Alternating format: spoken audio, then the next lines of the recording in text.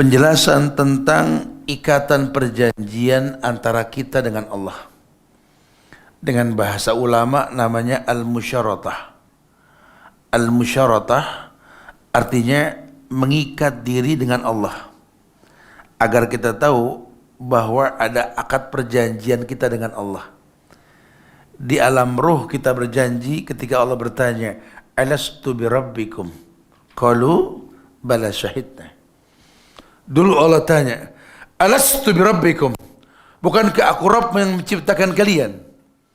Saat itu kita mengatakan bala syahidna, kami bersaksi. Secara dasar manusia itu sudah paham rububiyah. Apa rububiyah? Jobnya Allah. Sehingga dulu Nabi diutus ke tengah-tengah masyarakat yang sudah bertauhid rububiyah. Yang sudah paham rububiyah. Cuma belum uluhiyah. Mafhum? Ya, mereka sudah paham rububiyah, cuma belum paham uluhiyah. Jangan heran, sahabat Abu Bakar sebelum dia masuk Islam namanya siapa? Siapa namanya? Abdullah bin Abi Kuhafah. Kalau kita bilang dia kafir, betul, tapi kan namanya Abdullah.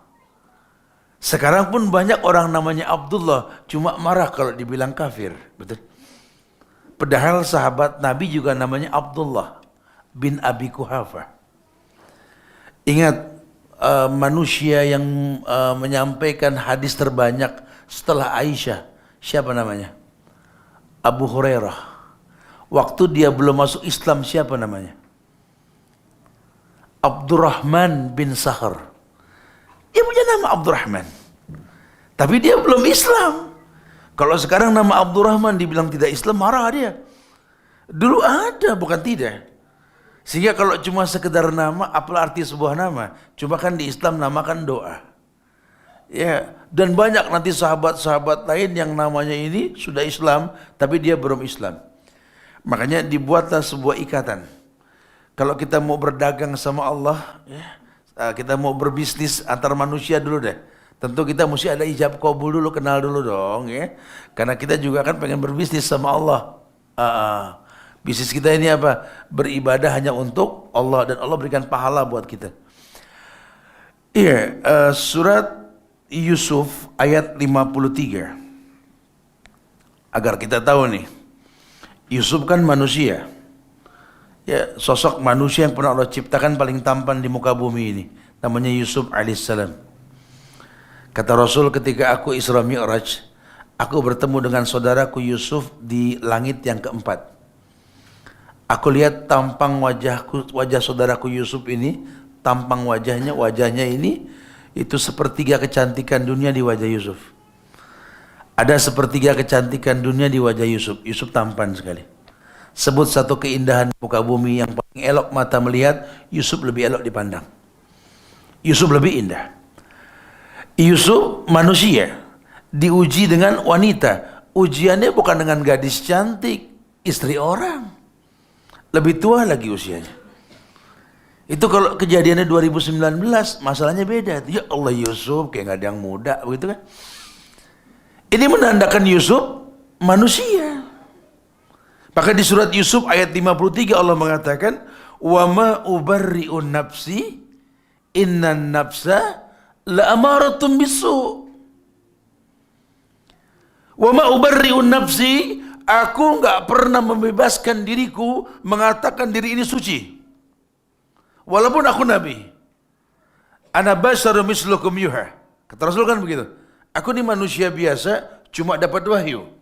Wa ma ubarri'un nafsi, aku enggak pernah merasa benar, enggak pernah merasa suci. Kenapa? Karena aku punya nafsu, punya syahwat. Innan nafsa la'amaratun bisu, dan syahwatku ini selalu mengajak pada perbuatan dosa dan maksiat. Maka dia butuh Allah. Dan Allah mengatakan, innahu min ibadinal mukhlasin. Yusuf itu tergoda sama Juleha. Lawang memang mau menetepat semua. Di waktu yang sepi, tak ada orang dikala berdua.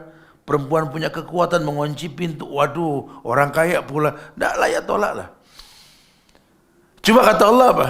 Innahu min ibadinal mukhlasin. Karena ikatan, dia hamba yang ikhlas, Allah tolong dia. Jadi kita jangan suka merasa aman, janganlah bercanda dengan dosa kita. Aneh kuatat belum tentu. Kuatat belum tentu. Kuat belum. Jangan. Anda manusia. Hati anak Adam di antara dua jari Ar-Rahman dibolak-balik sama Allah. Kita suruh minta, ya muqallibal qulub, sabbit qalbi ala dinik wa ta'atik.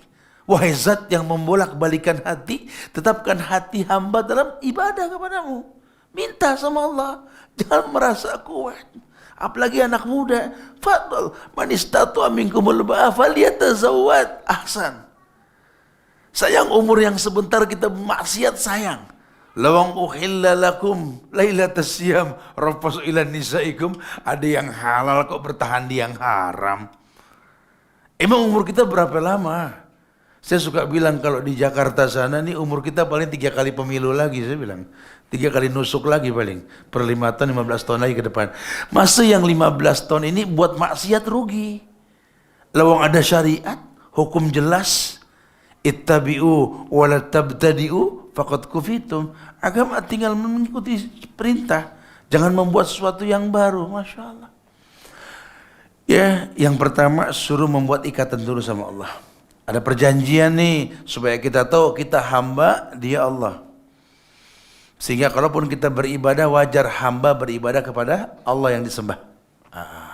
Nanti panjang bahasannya sebenarnya. Ya, cuma saya akan coba bahas dulu, takut nggak keburu waktu. Masa gitu cuma 2 jam ini ya. Coba, ya seandainya kita paham dan kita mengerti ikatan tersebut mendatangkan kebaikan, kita akan buat ikatan tersebut sama Allah. Kamu pengen beribadah ke Tuhan yang kamu nggak kenal, la haula wala quwata illa billah. Kamu pengen berdakwah ke manusia dengan dalil Quran dan Sunnah yang dia belum Islam, nggak bisa. Ada orang bilang, Ustaz, tadi saya berdebat sama pendeta, Ustaz. Saya sampaikan ayat, Ustaz, qala Allah wa qala Allah wa qala Allah. Dia diam 1000 bahasa, Ustaz, tak bisa berkata-kata. Dia bukan kalah, dia nggak paham. Anda punya nabi, punya sahabat, dia teknik dakwahnya para sahabat yang diperintahkan sama Rasul sallallahu alaihi wasallam. Bahkan nabi saja membutuhkan 13 tahun untuk pendalaman akidah, untuk turun 10 tahun ke depan di Madinah ayat-ayat hukum. Nabi tidak ngomong hukum sama sahabat di Mekah.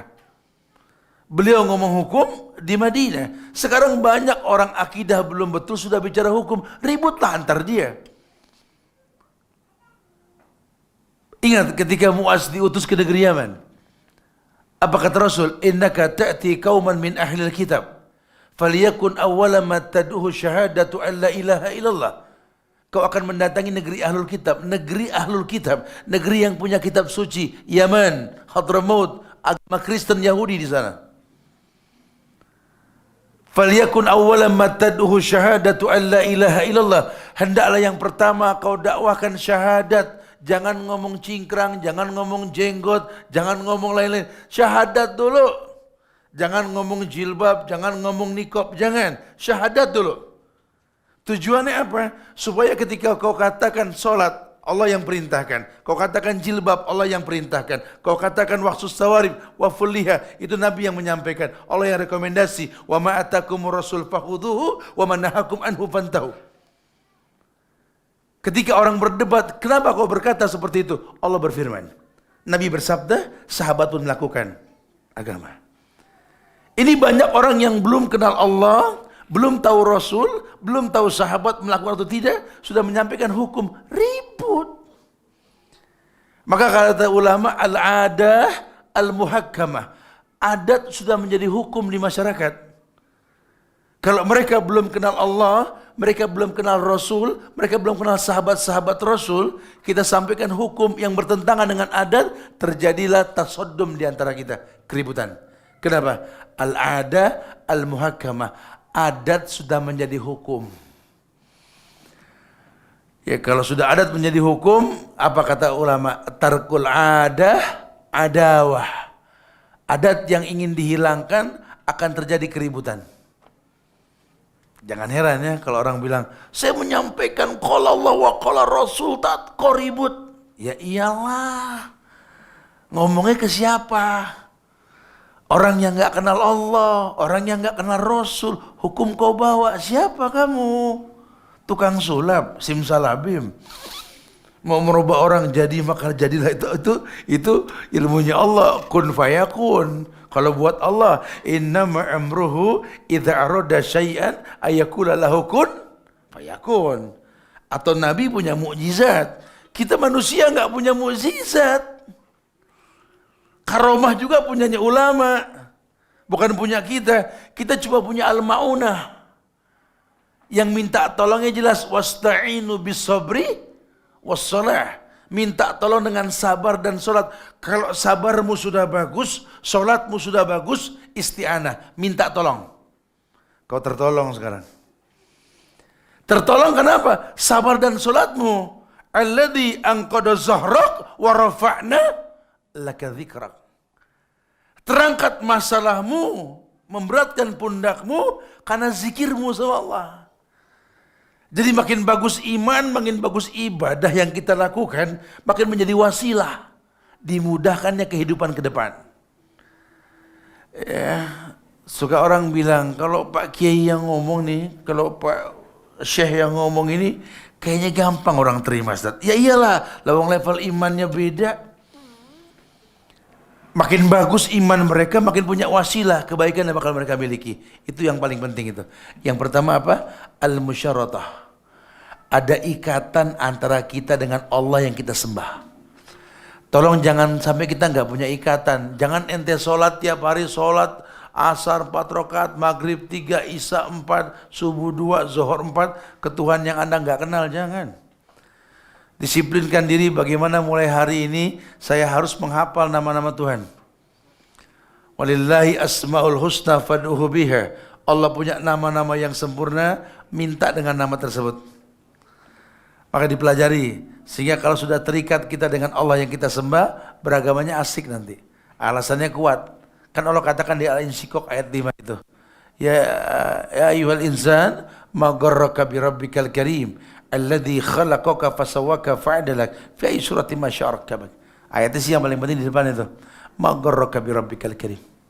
Ma gharraka bi rabbikal karim. Apa yang membuat engkau enggan beribadah sama Allah? Ma gharraka bi rabbikal karim. Apa alasannya kamu malas sholat apa? Disuruh sholat sama mamah marah, sama papanya marah. Ma gharraka bi rabbikal karim. Istri bilang pas sholatlah, marah kesinggung. Suami bilang ma sholat, marah. Ma gharraka bi rabbikal karim.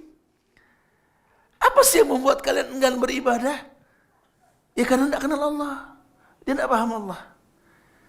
Dia nggak tahu Allah ciptakan dia bukan buat main-main di Malaysia.